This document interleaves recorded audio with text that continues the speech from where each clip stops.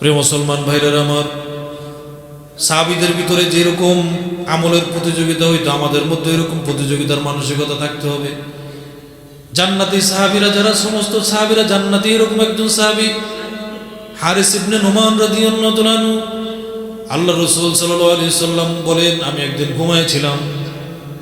কত সাহাবীর ঘটনা বলবো যে যারা আমলের প্রতিযোগিতা করতো, সব সময় আমলের প্রতিযোগিতা, টাকা কামানোর প্রতিযোগিতা না, আমলের প্রতিযোগিতা। এটা মুমিনের কাজ, মুমিনের সৌন্দর্য, এটা পরকালমুখী আখিরাতমুখী জান্নাতি মানুষের একটা বৈশিষ্ট্য, আমলের প্রতিযোগিতা করে। আল্লাহ রাসূল বলে, আমি একদিন ঘুমাইছিলাম, স্বপ্ন দেখলাম যে হারিস ইবনে নুমান রাদিয়াল্লাহু তাআলা আনহু জান্নাতের মধ্যে কোরআন শরীফ তেলাওয়াত করতেছে। আমি জিজ্ঞেস করলাম, কি ব্যাপার, কি এমন আমল যে আমলের কারণে তুমি জান্নাতে কোরআন শরীফ তেলাওয়াত করো? এমন সময় জিবরাইল আলাইহিস সালাতু ওয়াস সালাম এসে বলে, ইয়া রাসূলুল্লাহ, ইয়া হাবিবাল্লাহ, হারিস ইবনে নুমানের দুনিয়াতে দুইটা আমল ছিল। একটা হলো সেবা শুশ্রূষা করত তার মায়ের, আরেকটা হলো সমস্ত মানুষের সাথে সৎ আচরণ করত। কয়টা আমল? মায়ের সেবা শুশ্রূষা করত, আর দুনিয়াতে সৎ আমল করত, সৎ ব্যবহার করত। এই দুই আমলের কারণে আল্লাহ পাক রব্বুল আলামিন তারে এত মর্যাদা দিয়েছে, এত মর্যাদা দিয়েছে। দুনিয়াতেই থাকতে আল্লাহ পাক রব্বুল আলামিন তাকে জান্নাতের সুসংবাদ রাসূলুল্লাহ সাল্লাল্লাহু আলাইহি সাল্লামের ঘুমের ঘরে স্বপ্নের মাধ্যমে আল্লাহ পাক রব্বুল আলামিন এই সুসংবাদ দিয়ে দিয়েছে। সুবহানাল্লাহ। রাসূলুল্লাহ সাল্লাল্লাহু আলাইহি সাল্লামের স্বপ্ন সত্যি, এটাও ওহী। রাসূল যে স্বপ্ন দেখতেন এটাও কি ওহী, এটাও সত্য। সেই স্বপ্নকে অবাস্তব বলা বা সেই স্বপ্নকে ডিনাই করার কোনো সুযোগ নাই। তো হারিস ইবনে নুমান রাদিয়াল্লাহু তাআলা আনহু এরকম একজন আমলের প্রতিযোগী সাহাবী ছিলেন। চিন্তা করে দেখেন, আমি তার জীবনী পড়তে গিয়া হঠাৎ করে এক জায়গায় আমার চোখ আটকে গেছে। হারিস ইবনে নুমান রাদিয়াল্লাহু তাআলা আনহু শেষ বয়সে, বৃদ্ধ বয়সে অন্ধ হয়ে গিয়েছিলেন। অন্ধ সাহাবী, চোখের পানি পড়ে যায় তার জন্য।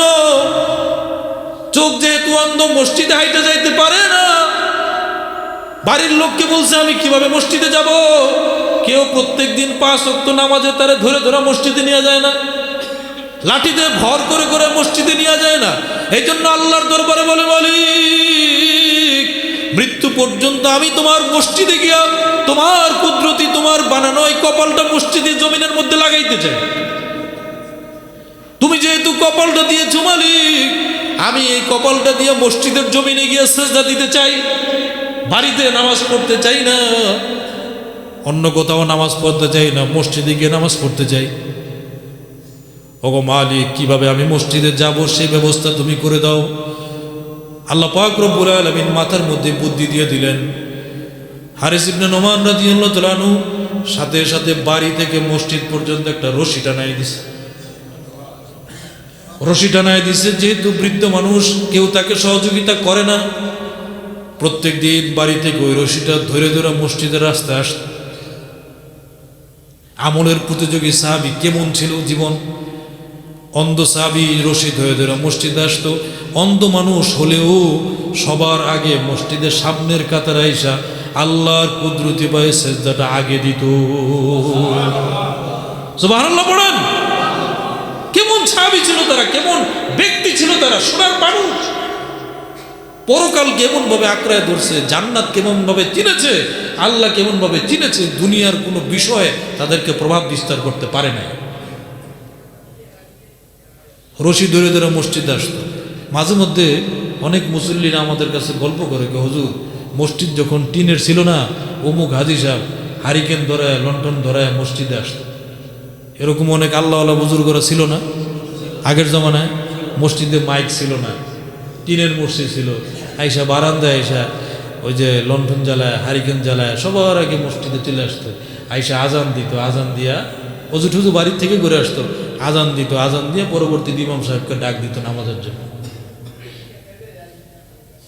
অনেক মুসল্লিরা আছে, তার দাদা এরকম ছিল, তার বাবা এরকম ছিল, এগুলো আমাদের কাছে গল্প করে। এরকম লোক আছে না? এরকম আমলের প্রতিযোগিতা করার জন্য মানসিকতা তৈরি করেন। সবার আগে মসজিদে আসার চেষ্টা করেন। দান সৎকার ক্ষেত্রে একটু আগ বাড়ায় যান, একটু আগে আসেন। ভালো কাজ করার জন্য একটু আগ বাড়ায় আসেন। সব জিনিসের জন্য তো প্রতিযোগিতা করেন, ক্ষমতার জন্য প্রতিযোগিতার অভাব নেই আপনাদের। নির্বাচন আসছে সামনে, কে ক্ষমতা যাবে, কে এমপি হবে, কে মন্ত্রী হবে, কে প্রাইম মিনিস্টার হবে, এই বিষয়ে প্রতিযোগিতা আর প্রতিযোগিতা, কে কার চেয়ে ভালো করবে, কত রকমের আপনার আর্গুমেন্ট, কত রকমের আপনার প্রেস ব্রিফিং, কত রকমের সভা সম্মেলন, কত কিছু এই সামান্য পরিমাণ 5 বছর ক্ষমতার জন্য করতেছে না? সারা দেশব্যাপী জায়গায় জায়গায় মিছিল, মিটিং, উদ্দেশ্য একটাই যে আমি একটা ক্ষমতা চাই। এটাই তো কথা, কি বুঝাইতে পারছি? এই জন্য এটাই তো উদ্দেশ্য নাকি, না অন্য কোনো উদ্দেশ্য আছে? 5 বছর আমি ক্ষমতা চাই, 5 বছর আমি ক্ষমতাবান ব্যক্তিত্ব হতে চাই, রাত দিন 24 ঘন্টা হাড় ভাঙা খাটুনি খেটে 5 বছর ক্ষমতার জন্য এত পরিশ্রম করলেন, অথচ এই প্রতিযোগিতা করলেন কার চেয়ে কে আগায় যাবেন, কার চেয়ে কে বড় পাওয়ার পাইবেন, কার চেয়ে কে বড় পদ পাবেন, এই ব্যাপারে খুব প্রতিযোগিতা করলেন। কিন্তু জান্নাতে গিয়ে আপনি যেই উচ্চ মর্যাদায় আসীন হবেন, সেই ক্ষেত্রে আপনার কোনো প্রতিযোগিতার চিন্তাভাবনা নাই। প্রতিযোগিতা করবেন এক জায়গায়, প্রতিযোগিতা করবেন এবং আফসোস করবেন একটা জায়গা, সেই জায়গাটা হলো কিয়ামতের ময়দান। ওই দিন গিয়ে শুধু যখন পুরো শরীর আপনার উলঙ্গ থাকবে, পায়ে জুতা থাকবে না, মাথা খালি থাকবে, কেউ কারো দিকে তাকানোর সুযোগ থাকবে না, ওই দিন প্রতিযোগিতা করবেন, আল্লাহ আমি কিভাবে জান্নাতে উপরে যাইতে পারি, খালি আফসোস করবেন, আফসোস করবেন। কিন্তু সেই দিন আর আফসোস করে কোনো লাভ হবে? আফসোস করার জায়গা এখন দুনিয়াতে। আফসোস করার জায়গা কোথায়? প্রতিযোগিতা করার জায়গা কোথায়? দুনিয়াটা হলো কর্মফল, এটা কর্মক্ষেত্র, কর্মক্ষেত্র। আর আখিরাত হলো কর্মফল। কর্মক্ষেত্র, এখানে যত কর্ম করবেন ওইখানে গিয়ে তত ফল ভোগ করবেন, সোজা কথা। এটা কি ক্ষেত্র? কৃষকের মতো, কৃষক যখন তার জমির মধ্যে বেশি সময় দেয়, বেশি ওখানে ফলনের জন্য বেশি শ্রম দেয়, পরিশ্রম করে, পরবর্তীতে 3 মাস 4 মাস 5 মাস 6 মাস পরে ফলনও ভালো হয়, ঠিক না বেটি? আর যে কৃষক শুধু ওই যে বীজ লাগায় আসছে, সারা বছর আর জমিতে যায় না, আগাছা হইয়া জমি পুরা নষ্ট হয়ে যায়, পরে ফলনও ভালো, ঠিক না বেটি? আর যেই কৃষক দৈনিক যায়, দৈনিক যায়, দৈনিক যায়, প্রত্যেক দিন আগাছা পরিষ্কার করে, চারিদিকে পানি দেয়, এই ফসল রক্ষণাবেক্ষণের জন্য সব রকমের কৌশল অবলম্বন করে, দেখা যায় এই 4-5 মাসের এই পরিশ্রমের কারণে তার ফসল ভালো হয়েছে। আর যেই কৃষকের যায় নাই, 6 মাস দূরে ছিল, ওই কৃষকের চেয়ে তার ফসল ভালো হয়েছে, ঠিক না বেটি? ঠিক দুনিয়ার সিস্টেমটা এরকম। আপনি এখানে কর্মক্ষেত্র যত বেশি কর্ম করবেন, যত ঠান্ডা পানি দিয়ে ওযু করে 5 ওয়াক্ত নামাজ জামাতের সাথে পড়বেন, রমজানের রোজা 30টা রাখবেন, সাহারি ইফতারি এই আমল করবেন এবং বেশি বেশি দান সৎকা করবেন, যত বেশি আপনি নেক আমল করবেন, কিয়ামতের ময়দানে যায় দেখবেন আপনার মর্যাদা তত বেশি।